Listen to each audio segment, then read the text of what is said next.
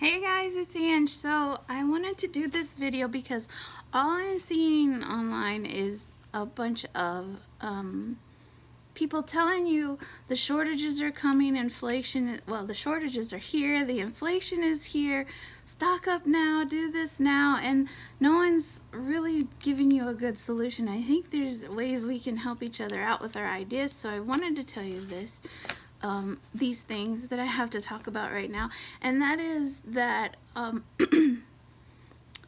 the two things that cost the most are comfort and convenience. So the more convenient an item is, the more comfortable it is to acquire something, the more expensive it's going to cost you. So let's just think opposite of that.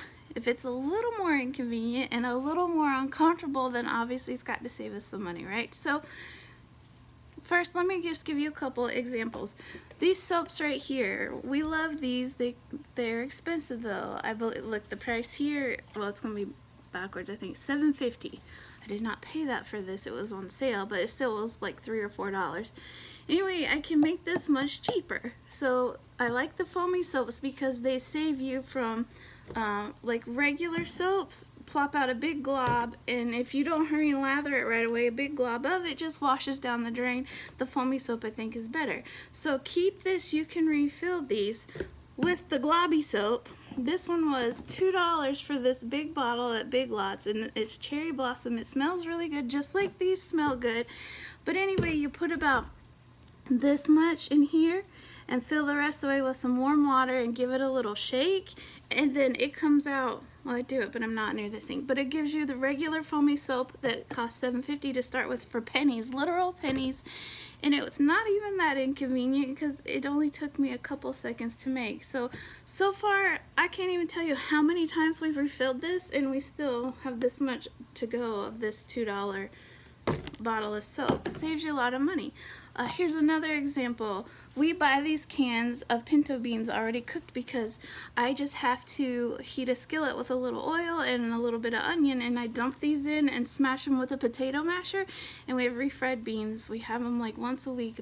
They're one of my husband's favorite side dishes, I think, because we have them a lot.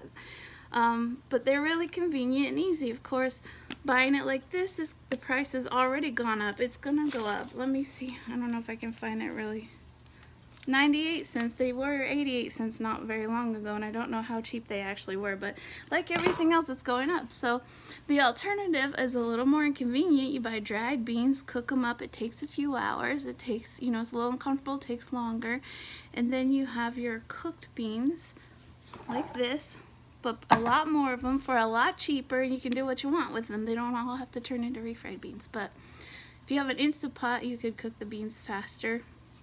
But still, so I want to start thinking like that, like what's ways where we can do more of the work ourselves to not have to pay as much money for an item. So for instance, bread, tortillas. You can make corn tortillas, flour tortillas, bread.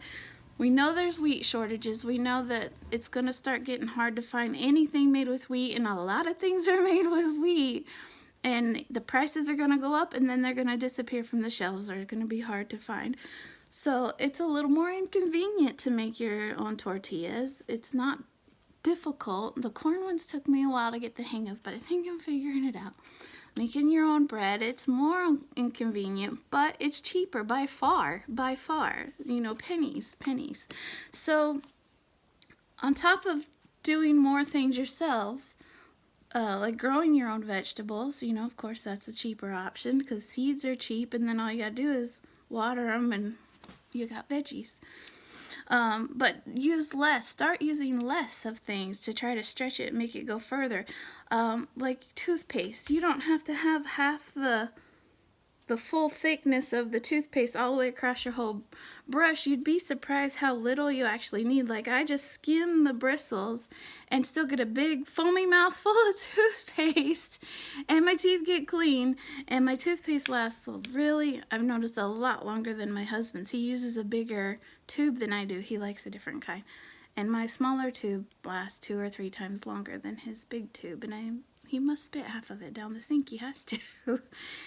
Same with your shampoos and dish soaps and other cleaning items, you know, just start getting used to a little bit less now, so when the shortages and inflation really hit, you're not slammed with a giant bout of uncomfortableness because all of a sudden it's really hard and you don't have what you need. Like, start getting used to less now. Let's see, I got some more tips. Start weaning off things that are expensive or that you're addicted to, like caffeine and nicotine. You know, start getting used to less amounts, because now we just have whatever we want whenever we want it, as much as we want. We're like, really, this bubble's about to burst of that. So maybe start getting a little uncomfortable, start weaning your off. I'm not saying just quit it altogether. You don't have to. I mean, if you can afford it, stock up on it, stock it to the rafters, so you don't have to be uncomfortable. But you might make it easier on yourself if you just, lightly start weaning off a little bit, so you don't have to buy as much. You know, that's going to help your grocery bill and stuff too. And unless you can produce it yourself, you know, you can grow tea. I think it's the camellia plant, a certain variety of the camellia plant, which grows good here in the South. You could grow your own tea.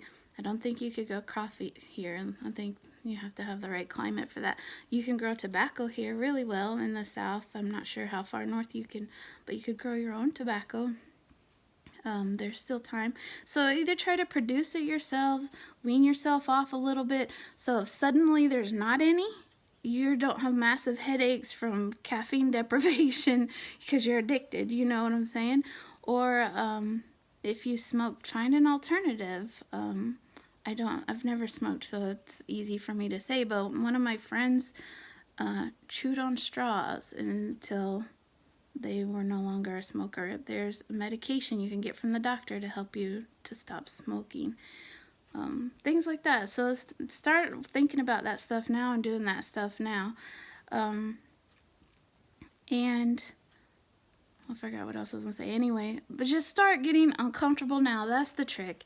The shortages, inflation are about to make us really uncomfortable. So if we start easing into it now, it will adjust a little at a time, and maybe it won't be so bad. You know, just be a little more frugal, penny pinching, do more stuff yourself, produce more yourself, create more yourself, you know, cooking at home. You can't get in the restaurants anyway. All the fast food restaurants are closed and only run a drive-through because they don't have workers.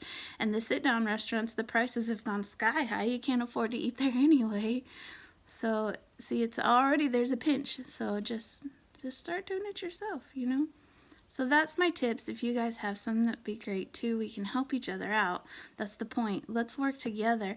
Of course you have to be aware of what's going on, and it can be scary, but it doesn't have to be if you start thinking critically and take care of yourself. Just be a little more self-reliant, I guess is what I'm saying.